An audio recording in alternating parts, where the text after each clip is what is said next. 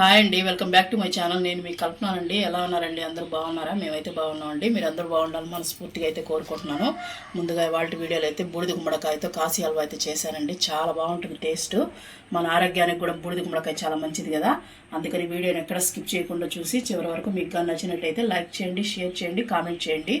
ఎవరైనా కొత్త వాళ్ళు మన ఛానల్ చూస్తున్నట్టయితే ఛానల్ సబ్స్క్రైబ్ చేసుకోండి. చూడండి హల్వా ఎంత బాగుందో. టేస్ట్ సూపర్గా ఉంటుందండి. చూడండి, మనం హల్వా కోసం అయితే గుమ్మడికాయ తీసుకున్నామండి. బూడిద గుమ్మడికాయ నేను ఇలా చిన్న చిన్న పీసులు కట్ చేసేసి శుభ్రం కడిగేసి కట్ చేసుకున్నానండి. ఇంత సైజు మనకి తురుముకునేదానికి బాగుండేదానికి ఇలా తీసుకున్నాను. అదిగోండి గింజలు కూడా చూపిస్తున్నాను చూడండి. బాగా లేతవిగానే ఉన్నాయండి గింజలు. మరీ లేత తీసుకోకూడదు, మరీ ముదులు తీసుకోకూడదు. ఇప్పుడు మనం దీన్ని చెక్కు తీసేసుకుందామండి. చెక్కు ఈజీగానే వచ్చేస్తుంది. ఇలా చెక్కు తీసేసుకొని అన్నీ తీసేసుకున్నాం. ఇలాగే మనం తురుముకోవాలండి దీన్ని. అందుకోసం మనం చెక్కు తీసేసుకొని గ్రీన్ పార్ట్ అంతా తీసేసుకోవాలి. చూడండి, ఇప్పుడు తీసేసుకున్నాం కదా. ఇప్పుడు ఇలా గింజలు ఉంటాయి కదా, గింజల వరకు మనం తీసేసుకున్నాం. ఇలాగా గింజలు మనకి ఎంతవరకు ఉన్నాయో ఇలాగ మనం తీసి పెట్టేసుకోవాలండి. చూసారు కదా, మన గ్రీన్ పార్ట్ అనేది రాకుండా జాగ్రత్తగా తీసుకోవాలి. ఇలా గింజల పార్ట్ వరకు మనం తీసేసుకోవాలి, సపరేట్ చేసేసుకోవాలి.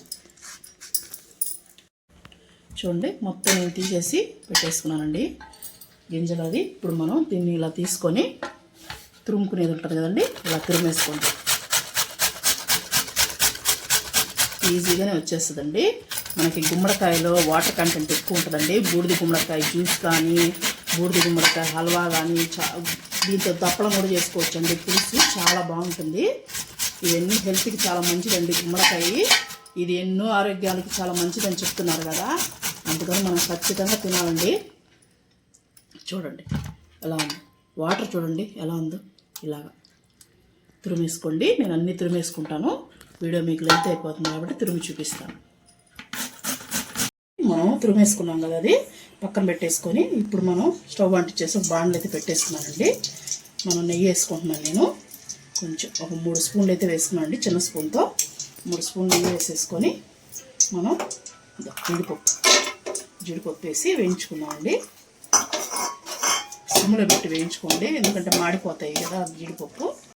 కొంచెం వేగింది కదా జీడిపప్పు. ఇప్పుడు మనం ద్రాక్ష వేసుకుందాం. కొద్దిగా వేగిన తర్వాత ద్రాక్ష వేసుకున్నాం అంటే బాగుంటుందండి. ముందుగా వేసేసామంటే మాడిపోతుంది కదా, అందుకని ఇప్పుడు వేసుకోండి. చూడండి, మనకి మాత్రం సరిపోతుందండి, మాడిపోకుండా బాగుంటాయి. మనకి తీసిన తర్వాత కూడా కలర్ వస్తాయండి, అందుకని మనం ఇలా తీసి పెట్టేస్తాం. చూడండి, మన గుమ్మడికాయ తురుము అయితే ఒక కప్పు వచ్చింది నాకు. చూసారు కదా, ఈ కప్పుతో వచ్చింది. కొంత కోసం మీకు చూపిస్తున్నానండి. ఇదిగోండి వాటర్ వేయలేదండి, నేను పక్కన పెట్టుకున్నాను. ముందు మనకి వేగిన తర్వాత ఈ వాటర్ వేసుకున్నాం. ఈ వాటర్లోనేనండి మనకి హెల్త్ బెనిఫిట్స్ అన్నీ ఉండేది, అందుకని పారేయబాకండి. ఇది కొద్దిగా వేగిన తర్వాత నేతిలో మనం వేసుకుందాం.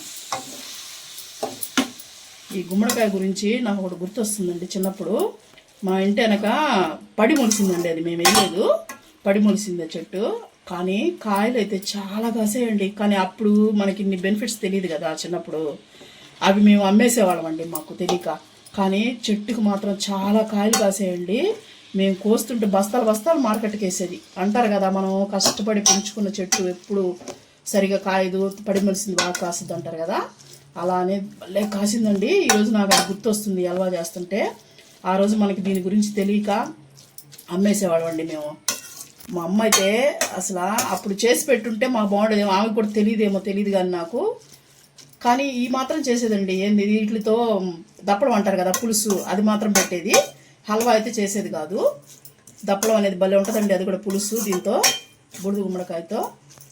అది కూడా ఒకసారి చేసి చూపిస్తాను మీకు. చూడండి, కొద్దిగా బాగా నీళ్ళు వాడిపోయాయి కదా దీంట్లో. మనకి పచ్చివాసన పోయి బాగా వేగిందండి. కొద్దిగా అంటే 60-70% ఉడికింది మన గుమ్మడికాయ. ఇప్పుడు మనం దీంట్లో ఈ వాటర్ అనేది ఇదిగోండి తీసి పెట్టుకున్నాం కదా, ఈ వాటర్ పోసేసుకున్నాం. ఈ వాటర్ కూడా పోసేసుకొని మళ్ళీ ఈ వాటర్ అంతా ఇంకిపోయి దగ్గర పడేంత వరకు కుక్ చేసుకోవాలండి మనం. అప్పుడే మనకి పూర్తిగా ఉడికిపోయి గుమ్మడికాయ అనేది బాగా టేస్ట్ ఉంటుంది. చూడండి, మనకి వాటర్ అంతా వెళ్ళిపోయింది కదా. మనం పోసిన వాటర్ అన్నీ పీల్చుకునేంత వరకు మనం కుక్ చేసుకోవాలండి. తర్వాత ఇదిగండి నేను కప్పు నిండా తీసుకున్నాను కదండి దీనికి, బౌల్ నిండా. బౌల్కి కాలు బాగా ఉండాలండి, అంతే. చప్పుడు కరెక్ట్గా సరిపోతుంది మనకి. మనం ఏ కప్పుతో అయితే తీసుకుంటామో ఆ కప్పు కాలు భాగం చక్కెర వేసుకుంటే సరిపోతుందండి. ఇప్పుడు ఈ చక్కెర కూడా కరిగి మనకి వాటర్ వస్తుంది. అది కూడా మనం దగ్గర పడేంత వరకు దగ్గరుండే ఎంచుకోవాలండి. దీన్ని ఇలాగా కలుపుకుంటూ ఉండాలి, మళ్ళీ మాడిపోతుందండి. అందుకని నేను చెప్తుంది. ఈ కాశీ హల్వా అనేది చాలా బాగుంటుందండి టేస్ట్. మనం దీంట్లో కుంకుమ పువ్వు వేస్తాం కదా, స్మెల్ కానీ టేస్ట్ కానీ సూపర్గా ఉంటుంది. తప్పకుండా ట్రై చేయండి మీరు. దీని అసలు ఈ గుమ్మడికాయ గురించి అప్పుడు మేము చెప్పాను కదండి మా ఇంట్లోనే. అప్పుడు పెద్ద రేట్లు కూడా లేవండి. ఇది ఎంత ₹10 ఏమో కొనుక్కునేవాళ్ళండి ఒక గుమ్మడికాయ. డబ్బులేం పెద్ద వచ్చాయి కాదు, కానీ మనం దాని బెనిఫిట్స్ తెలియక మనం ఎందుకు లేదని చెప్పి అమ్మేసేవాళ్ళం అప్పుడు. అలా అయితే మేము చాలా చెట్టు చాలా కాసినాయండి. ఇప్పుడు కూడా మేము అనుకుంటుంటే ఈ కాయ చూస్తే నాకు అదే గుర్తు వస్తుంది. చూడండి, ఇలా షుగరు మనకు మెల్ట్ అయిపోయి మళ్ళీ దగ్గర పడేంత వరకు కుక్ చేసుకోవాలి.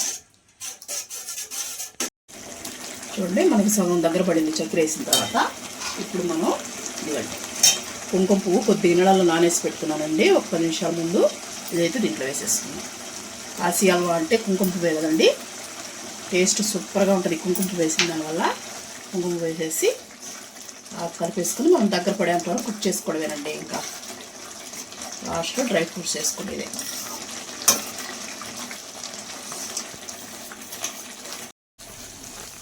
చూడండి, మనకి దగ్గర పడిపోయింది. ఇప్పుడు మనం ఇలా వచ్చినప్పుడు మనం ఏం చేయాలంటే యాలక్కలు కూడా వేసుకున్నాం అండి. ఇదండి, నేను ఒక 3 యాలక్కలు తీసుకున్నాను. ఇలా చుంచేసేసి మనం వేసేసుకున్నాం. లోపల గింజల వరకు వేసుకున్నాం అండి. ఇదండి గింజలు ఇలా వేసేసుకున్నాం. మనకి అప్పుడు తొక్కు మళ్ళీ తగలకుండా ఉంటుందండి, అందుకని నేను గింజలు వేసుకుంటున్నాను. మా ఇంట్లో తినరు కాబట్టి మీకు ఇష్టం ఉంటే మీరు వేసేసుకోండి అలాగే దంచి.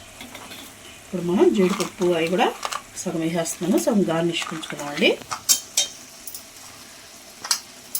ఇప్పుడు బాగా ఒకసారి కలిపేసుకొని ఇప్పుడే మనం ఇంకొక స్పూన్ కూడా వేసుకున్నామండి. నేను మధ్యలో కూడా ఒక స్పూన్ వేసాను, మీకు చూపించలేదు, బోరు కొడుతుందని వీడియో. ఇదిగండి ఇంకొక స్పూన్ మధ్యలో వేసుకుంటూ ఒక 2-3 స్పూన్లు అనేది పడుతుందండి. ముందు వేసుకునేది కాకుండా ఇంకో స్పూన్ నెయ్యి వేసుకొని మళ్ళీ ఒకసారి బాగా కలిపేసుకొని 1 నిమిషం పాటు అంతే కలుపుకొనేసేసి తర్వాత స్టవ్ ఆఫ్ చేసుకున్నాం అండి.